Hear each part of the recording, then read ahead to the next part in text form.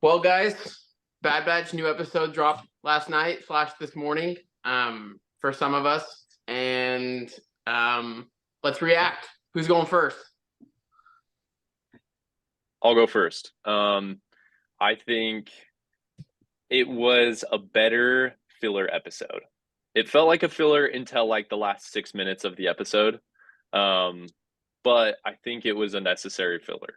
So I had, my overall reaction, I don't know if I have a lot to say. I loved, obviously we'll talk about things in greater detail as we go. I loved the reunion at the end.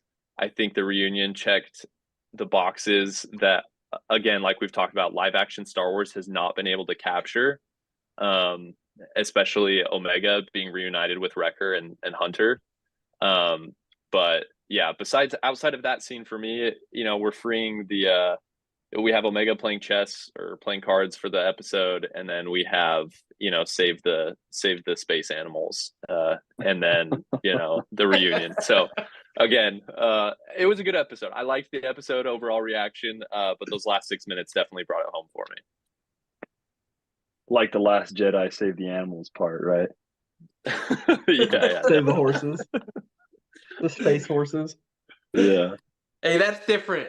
Don't even bring those up in the same sentence, bro. Dude, it was different, bro. We got to get our boy slander Badger, in the chat okay? is not accepted. Yeah. I'm a Badger fan. I didn't even announce that we have a special guest today. He hasn't been on the pod since episode 1. Episode 1. Happy to be back. It's been a while. I'm grateful to be here. What did you think, Nate? I enjoyed the episode, honestly. It wasn't anywhere as far as like epicness or anything like that of the prior ones.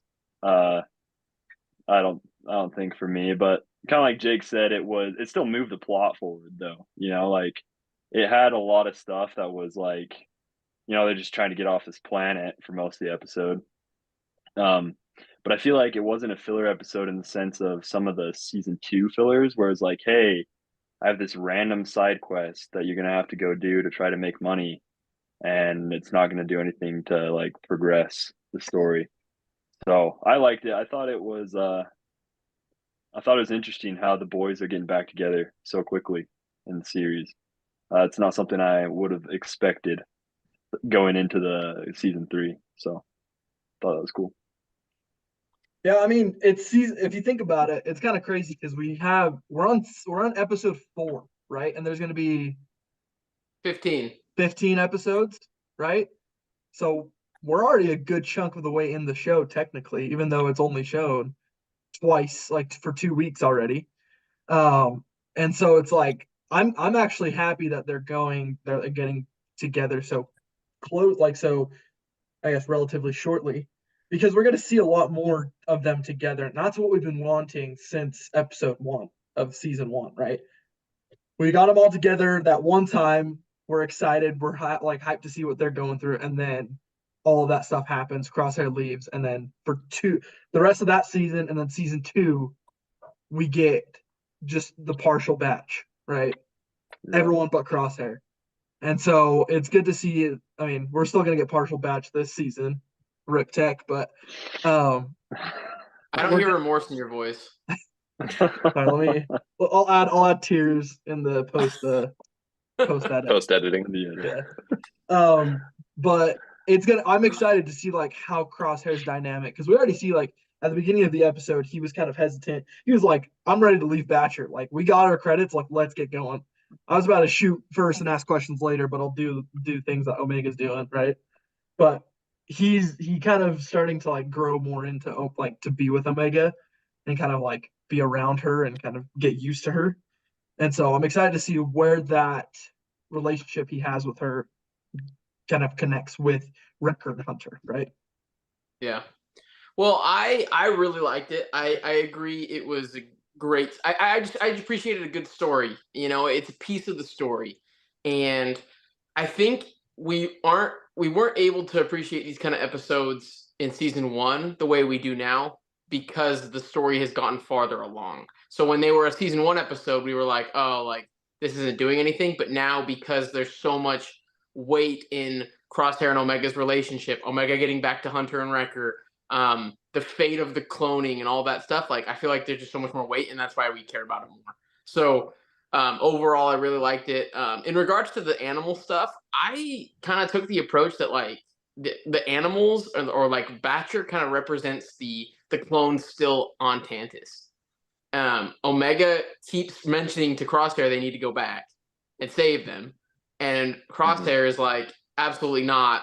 We're leaving them. Like, I'm never going back to Tantus for any reason, you know. And so I think it was just a micro version of their debate via the animals, because Basher was taken. She said, we're going back. He said no, and then ultimately it was cool to see in the end how they compromised, right? So first thing that I was literally like freaking out about this morning when I was watching it, I think that planet is Gorel. I truly do. Does anyone have any disagreement with that? Because they said the town of Lao. I've already looked up everything, Jake. It doesn't. There's nothing to talk about it. Bro, I'm double checking you, bro. Let's go. There's nothing. I've Let's already run been it. looking. But the spaceport looks identical. The ships in the air are the same ones in Rebels, and it's the town of Lao, not the planet Lao. Gorel, everything in Star Wars Rebels that happens in Gorel is in the city. It's called Gorel City on the planet Gorel. So that's my hot take, that they're throwing in a little Easter egg for us that's actually on Gorel where they crash landed. Thoughts on the town? Thoughts on the city? Anything about that, or we can just move on? That's just my take of. Well, I'm not gonna lie. I didn't think about Gorel specifically. I think it definitely could be. But I definitely did get a strong Rebels vibe from this episode. And like we were talking about, right? It's for some of us it felt like filler.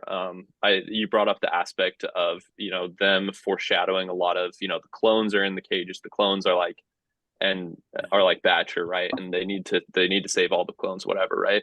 But the whole aspect of, we crash landed on this planet, we got to find the spaceport, we got to get to these different places. It had a very Rebels like feel to the episode, so it wouldn't surprise me if they chose Gorel as the location to have that episode. So yeah, I mean, I agree with you, Jake, on that, because it did very much feel like Rebels, right? Where they're kind of having a hideout, they're in this town, they have to kind of go undercover to not get spotted by the Imperials, and they have to find a way to escape, right? Like, they crash landed, they can't go back the way that they went, and so they have to kind of come up with the creative means to escape.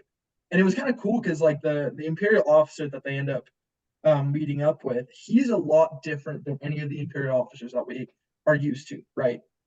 Very like slender, slim guys, but this one he's a bit bigger, and you see that kind of not just in his physical appearance, but like kind of his attitude, where he's just like, oh, you played well, Omega. Like, you're a really good player, but now, sorry, gambling's illegal, so give me my money back, right?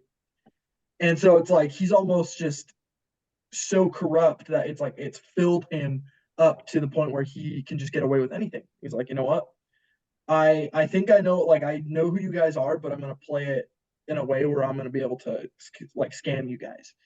And so it was a little bit different of like in a sense where it's like, oh, I'm here to follow like the imperial code to the letter. But instead he was just like, no, let me fill my own pockets as well, right? Collecting money from the barkeep as well. And so there's just like, there was this, it introduced this interesting aspect of like the corruption of the empire, where it's honestly like this officer, he's probably not giving that money to the empire, he's probably taking it for himself, and he's probably, he's pocketing it. And so it just shows that there's a different, that the empire, despite how loyal you are to the empire, there's some people in the empire who are trying to fill in their own pockets, and they see the empire as kind of like, well, they're winning right now, let me join up with them, but because I know it'll be good just for me, right? I'm not here to help them, they're here to help me. And so I just thought that was kind of an interesting aspect to it.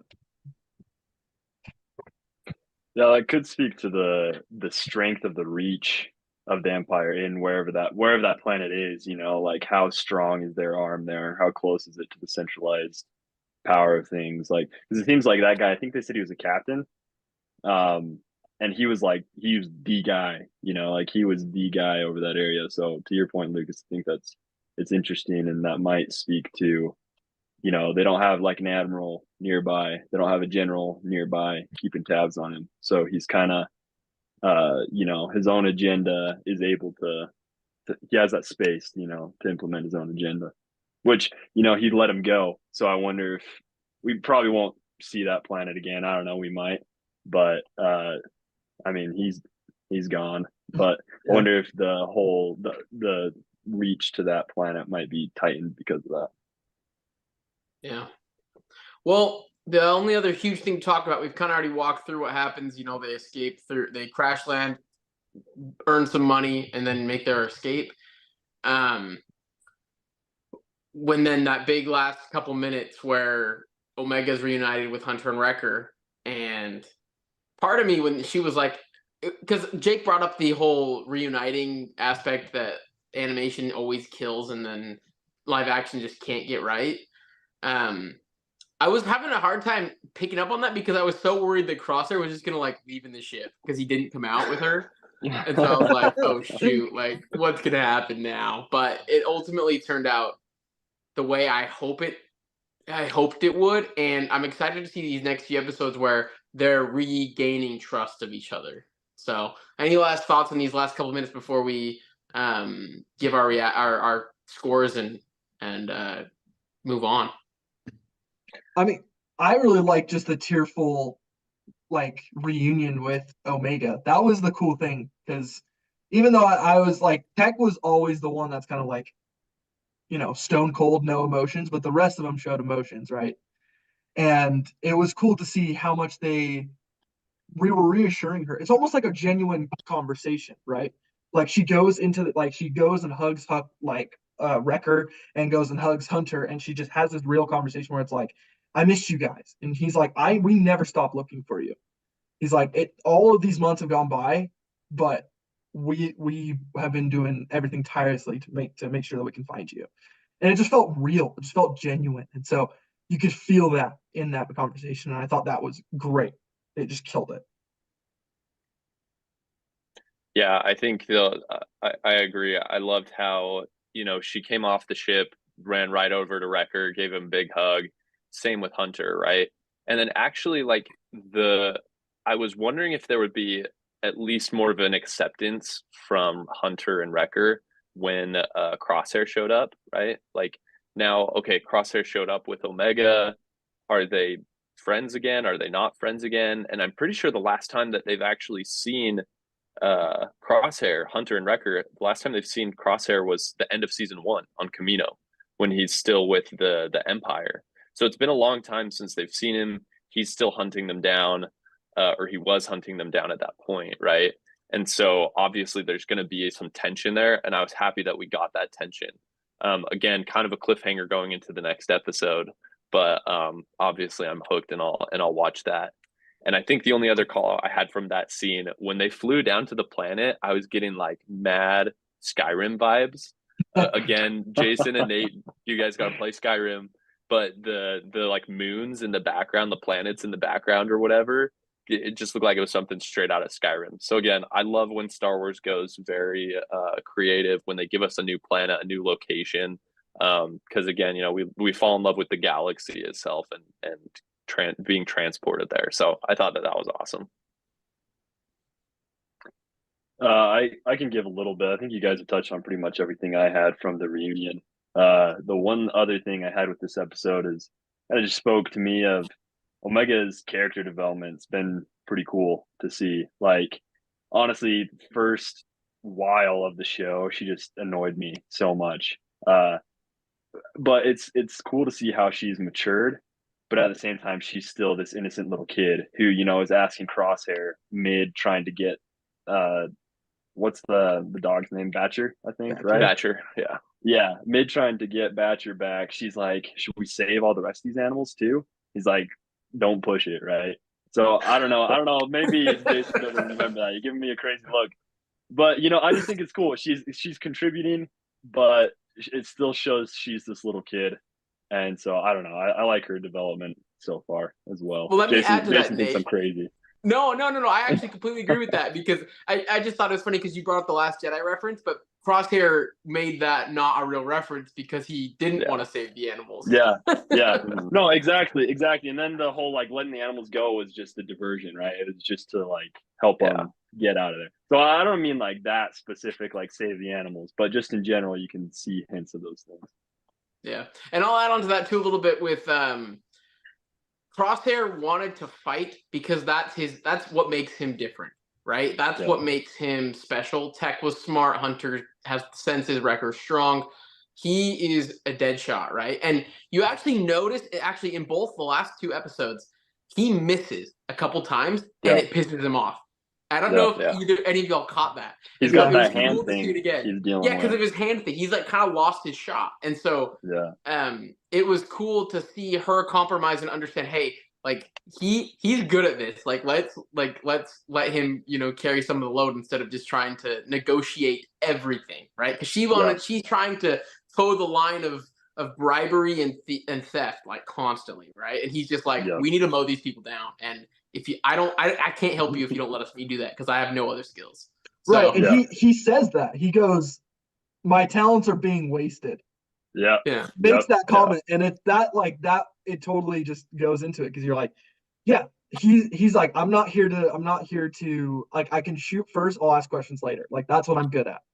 And that's a cool like dichotomy between the two because like Omega's like, no, let's talk to them. Let's try to figure out like a diplomatic like a diplomatic way to get past this. And he's like, no, I'll just kill all these dudes and we can get a ship. Like, no problem. yeah. yeah. So Lucas, what do you got it out of 10? I'm gonna give this. I'm gonna give this a 7.5 because I really like the progression it gave the story. Because again, it wasn't like a filler like back in season 1 or 2 where it's just like a side quest, like Nate was saying.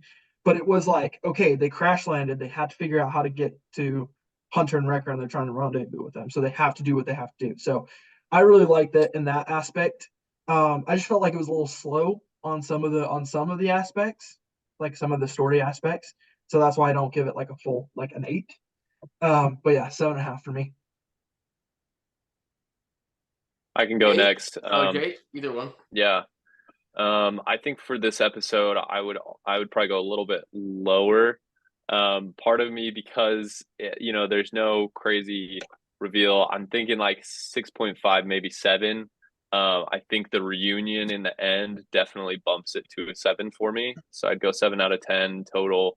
Um, I think we've already talked about everything in the episode. I think they killed the ending. It was amazing. Loved seeing the happy reunion between Wrecker, Hunter, and Omega, and again, kind of the apprehension with Crosshair showing up. So I'm excited to see how that plays out in the next episode. Yeah, I'd agree. I'd probably say about 7 for similar reasons. It was a sweet episode. Uh, I usually lowball these kind of things as far as rankings, anyways. So, but yeah, great episode.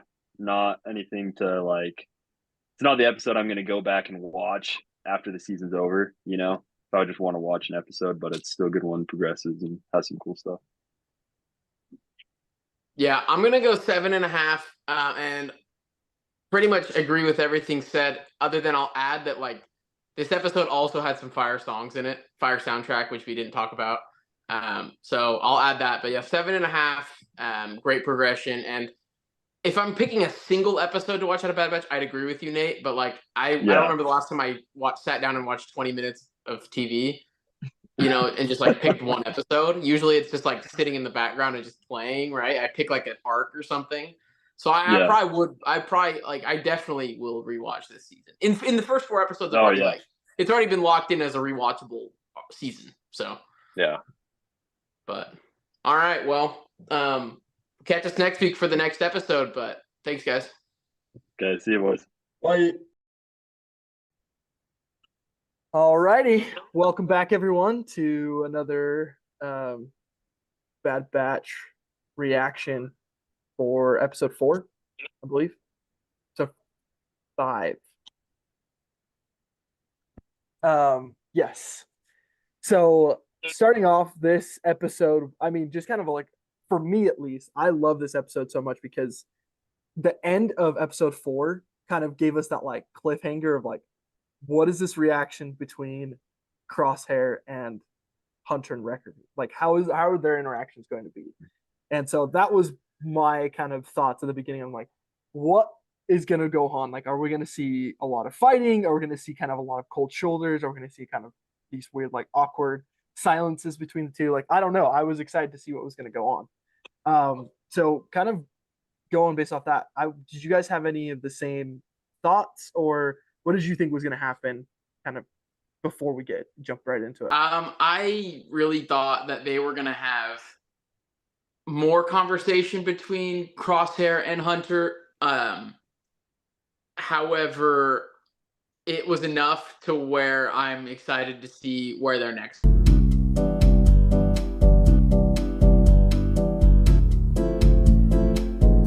Surprisingly saves Omega, and you're like, okay, there's that. They don't like each other right now, but like Crosshair's not like crazy to let Omega just die, right? So it's less hostile for sure, and that final conversation they have is like the first time you see Broken Crosshair with them in the back in the batch, and it's cool to see. Yeah, I'd agree with Jason. I think it was. I mean, they kind of just got right into it, which I kind of liked. There wasn't actually like a ton of dialogue. Again, like you said, until the end of the episode.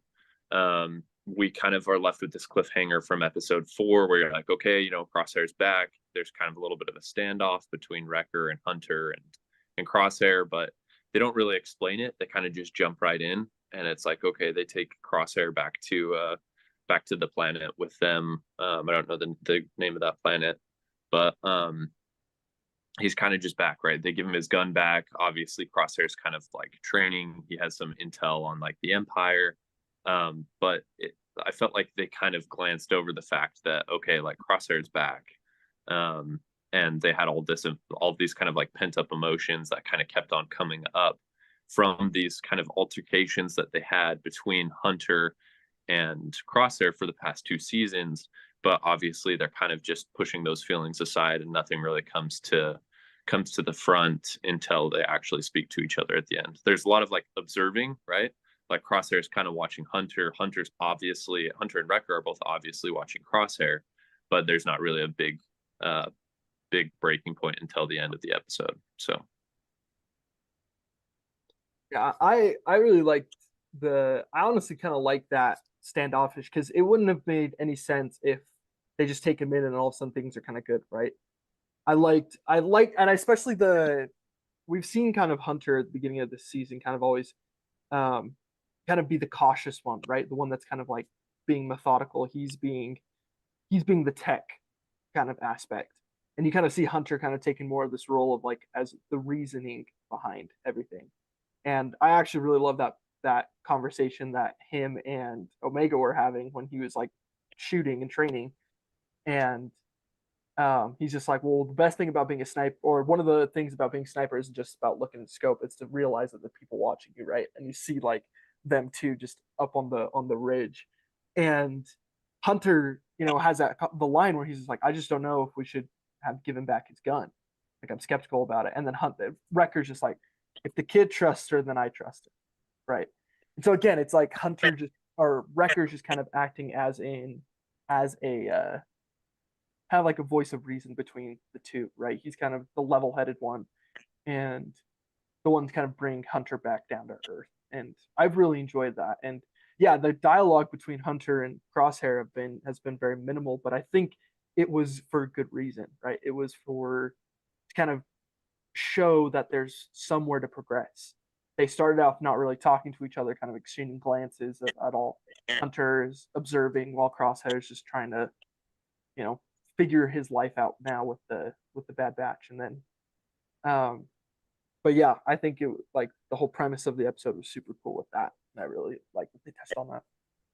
Well, one part that you kind of brought up a few minutes ago, that kind of intro scene where Crosshair's training, he's shooting out across the ocean, and then Omega goes down, and they're kind of talking.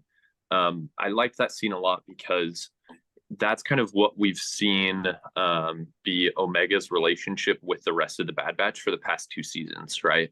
It was like, okay, Hunter's teaching Omega this thing, and now Tech is teaching Omega this thing, and Wrecker's teaching this. And so they're all passing down these skills, but there hasn't necessarily been that interaction yet with Crosshair and Omega. But we start to see that right now. We're like kind of unpackaging who Crosshair is as a character through the lens of Omega, right? And it's not just like, okay, he's just like the guy that shoots things, but it's more of like a holistic, like this is what I bring to the team. And for some reason he's teaching Omega that. And for some reason, like Omega has kind of become his way back to the team and like his connection within the team. He feels like very distant from Hunter and Wrecker and Echo, but for whatever reason, Omega is kind of there, kind of connecting him back again. So I liked that scene. I thought it was good. Yeah, I was gonna say, continuing on, basically Echo's coming to report, kind of be as a representation for Rex and these clones that are kind of fighting against the Empire, and they need to know. They wanted to get the information that they have from Crosshair and Omega, and that was a funny scene. As soon as Echo comes in, right, Omega runs over and gives him a hug, and then Crosshair comes in and just makes like that witty line, right? He's like, "What? No hug for me?" And I thought that was funny too, because it was just like we've seen kind of Crosshair as this brooding, like grumble type, right? Like doesn't really sit there. He's just basically there to ruin everyone's mood. But the fact that he's like starting to crack jokes a little bit is funny, right? And the way that Echo responds in tone is like is also I really liked, right? He's like, it depends on how good the intel you have. And I don't know. I just thought it was a funny interaction because it's like Echo is still also very hesitant, be like, Crosshair is back, but I don't know how I feel about this. But he's just happy that everyone's kind of everyone's trying to help the cause, right? He's still trying to get that. So I really like that scene where they have that conversation about what's going on with the data pad and how to access it, right? How to unlock it. And Crosshair comes up with, and he's like, "Oh, I know a place." To me, I'm pretty sure this was expected by everyone, but it took me a second to realize where they were going to. And it's so methodical and perfect because this is the last place that he was an Imperial. And I think that was like super symbolic because we're seeing this is where Crosshair changed.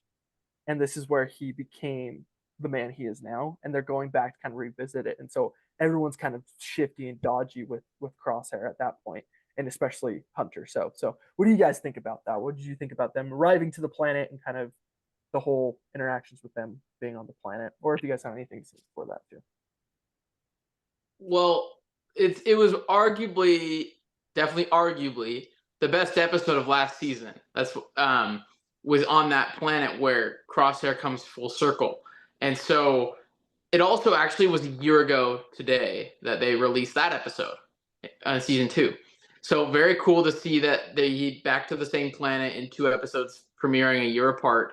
But it paid. They did. I loved coming back to this planet. This planet meant so much for me in the Bad Batch TV show, as well as how I felt about clones of the Empire era. Right, we get so much of these 5 clones, but like this planet hosted Mayday, right? Who gets major props in this episode, and ultimately I think was the clone that helped Crosshair see the air in his way. And so I think this planet is it's not a home to Crosshair, but like it has more meaning to him than other planets that he slaughtered people on. Right. Yeah, no, I was thinking the same thing. I was like you, when he's like, "Hey, I know this place. It's kind of remote, whatever." I wasn't thinking of this. Then he got here. I'm like, "Oh, of course, right?" But again, just what the planet represents, right? Like you guys were both saying, it was like this is where his whole, I think, viewpoint shifted with the Empire, and he kind of realized, this isn't really what I signed up for, And again, shout out Mayday. Mayday was an awesome character. It was cool when I liked the part when he was kind of poking around. They're trying to get like the power up in the base, and Crosshair's kind of just poking around, and he finds the clone helmets on the ground, right? And he picks them up and he's like stacking them on top of the boxes and stuff. And again, you can just see that he's a different person than the last time that he was on this planet, right? So I thought that was definitely cool. Yeah, I like that part too because it at the beginning of of season 1, you kind of think, oh, Crosshair has betrayed his brothers, right? I mean, Hunter keeps on saying that throughout the season, where he's just like, you just betrayed your brothers. Like, why would you do that thing, right? So Mhm. Hunter comes back and he sees Crosshair still as that kind of that traitor. And the fact that this almost kind of created almost a homely connection between the two, where Crosshair is sitting there, you know, he probably knows Hunter's watching it, but he's not doing it because Hunter's watching it. He's just doing there to pay his respects for Mayday and the other clones that were suffering on that planet, right? Because that was the whole thing. It's like they sent him to this backwater planet and they just forgot about him basically, and just kind of waited until, like Crosshair said, where they just waited for that outpost to basically do all that it's supposed to do, and then the Empire was just going to leave it, and they're probably going to leave the clones there too and just leave them. And so it's this tender moment between the two, and between Crosshair and kind of giving him more of like a human connection instead of this like robot we kind of grew to know him as. I'm curious though, do you guys know from season 2, did they in that episode, did they mention anything about like the beast that we end up seeing in the episode? A little And bit, yeah. I know they Um, talked about the Raiders, but they talked a lot about the beacons being the safe zone, and that's why it was like a big deal for them to go on foot to kill the Raiders. But a lot of it was about the vultures, and not as much about the creatures that are underneath the surface. right. Hmm. Which I'm curious to hear your guys' take on that. What did you guys think about the worm, as they called it? I mean, thought it was a fitting creature for the moment. I didn't think anything, special about it. I thought it was a. I was worried Hunter was gonna honestly like. I knew he was gonna make it, but I didn't know if he was gonna like. If it was gonna be that, I felt like it was an easier escape than what we've seen in some instances, especially like like Tech. Uh, Right. but yeah, Yeah, no, I just felt like it was like, it was kind of just there, you know. Yeah. it Which is wasn't the what actual problem. It wasn't Yeah. what we were all wait. It was like okay, they made a plot to push the story of what we need to see. right. Mhm. Kind of like they overcoming their differences through adversity. Almost that, right? Where it's like they're forced to be friends now because they have this common enemy. Which I kind of I'm with you, Jake, on that, and maybe a little bit different because I just thought it was an interesting aspect. I was like, okay, like I guess this is more. I felt like the creature was less part of the story and more of like what it caused the Bad Batch to do. Right? They were ended up having to break up, and then of course Hunter was like, "I'm going with Crosshair," and all y'all can do your own thing. I'm going with him, and so I just thought it was an interesting thing, and maybe I'm just thinking too hard about it, but I just thought it was. I was like, okay, I guess it had to be something had to be put there. Like they had the story all laid out, but Mhm. they're like, we're missing this little key aspect. Okay, let's just add a worm in there that causes them to get together. That's kind of how I felt that whole thing was. But um, it was super cool to see like as they were kind of gaining the like putting the plan in place, that Batcher was kind of like the bloodhound with Crosshair, and Crosshair was like, I'm following this dog that I almost wanted to kill and leave behind multiple times. And so he kind of grown this affinity towards Batcher, which we kind of mentioned about how like we have our different theories about what's going to happen to him or to her. And but it was kind of cool where it was like Crosshair was basically just trying to help um, Hunter get to like the end, and he could have well just been like, "No, I'm going to leave you there because you're kind of helpless. You need to get out." And it was cool to see that Crosshair is just created that I need to save him no matter what, and so I'm gonna get there, and hopefully, he didn't have to like lower his gun down to lift him up, right? Could just left him there, but he didn't, and I thought that was pretty. Um, I thought that was a great moment. So overall, I mean, that nothing really. We didn't get much about the data pad in that episode. It was just saying that there was a bunch of like medical records, so that it didn't really further the plot that way, in the sense of like them getting closer to Tantus, but it did help us kind of rekindle that little fire that the Bad Batch had when we first had it. So there's not really much I wanted to cover for the rest of the episode, but what did you guys, is there anything you guys wanted to bring up at the end? Is there anything that kind of touched you differently? Yeah, Crosshair opening up to Hunter and Hunter's response, I really liked, but it wasn't what I thought he was going to say. I feel like Hunter already knew that, and so I thought it was it was humbling for Crosshair to bring up that, like, hey, like, I've made all these mistakes, like, I thought I was doing the right thing, and Hunter to be like, hey, like, hopefully there's always hope for a better tomorrow, kind of thing. I thought my biggest thing is I'm waiting for Crosshair to tell them that he has a shake in his hand, and I think part of the tremor in his hand is from not wanting to tell them or wanting people to know, because that's his thing. And if he doesn't have his thing, what is he? He lost. He's looking for who he is, and I think between leaving the Empire and the medication and all the tests, he's lost that part of him. And I personally think he's going to get it back. But I thought he was going to tell Hunter that, like, hey, like, I'm not who I was as a person, but also like my skill, like the thing that makes me me, like I can't shoot very well anymore. But maybe farther down the road, when they're better friends.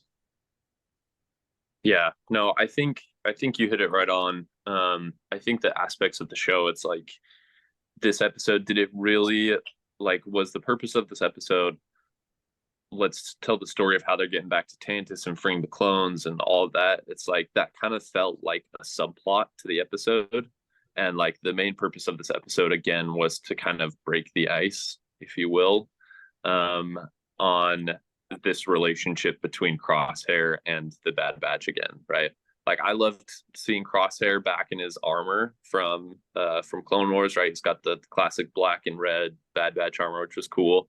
But again, the overarching purpose of this episode wasn't, hey, let's get back to Tantus. It was like, okay, where are we at? And I think I liked what you're saying, Jason, where it was like, Hunter had these responses and this dialogue that wasn't maybe 100% what we expected, but it was what was needed to kind of start building that bridge again with Crosshair and saying, like, we've all made mistakes here, and we're all just trying to do the best that we can to, like, one, protect our people, but also to like figure out what's our purpose in the galaxy, right?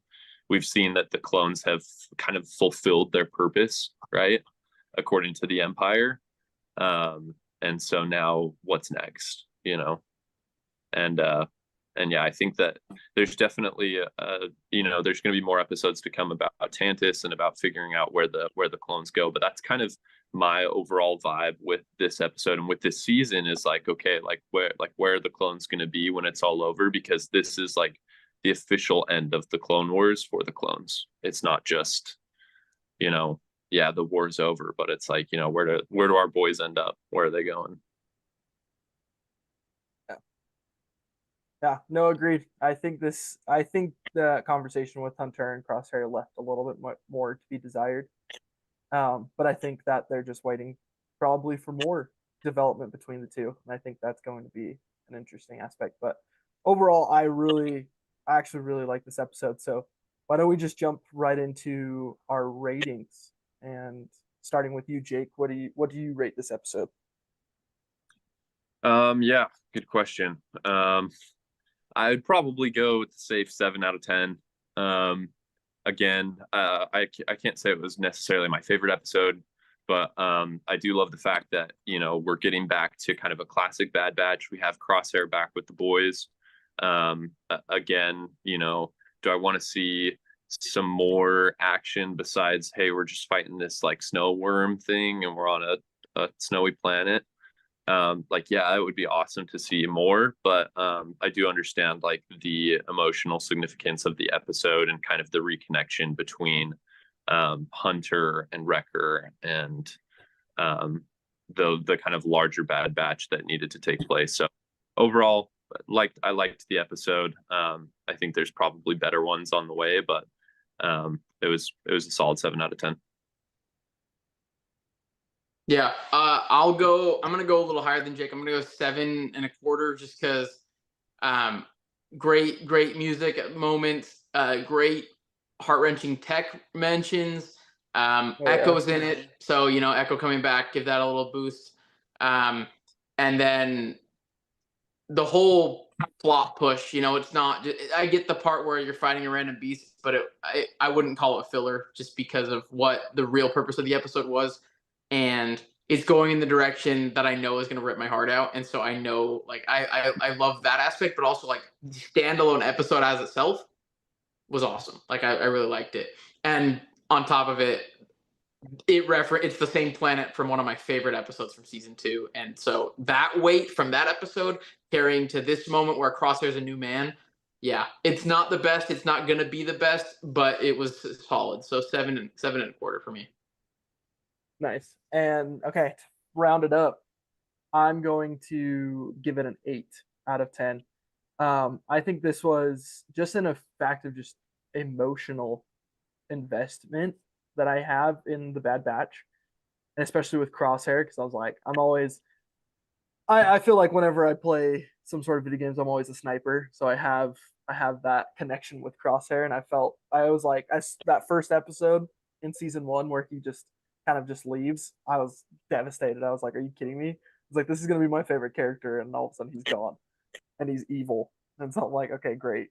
But the fact that he's coming back and kind of having this redemption arc starting made me really excited to see what he's going, like, at what lengths he's going to reach to get back into the good graces of the people he called his brothers at one point. So yeah, solid 8.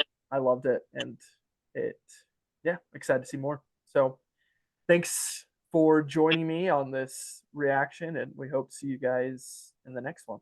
So peace.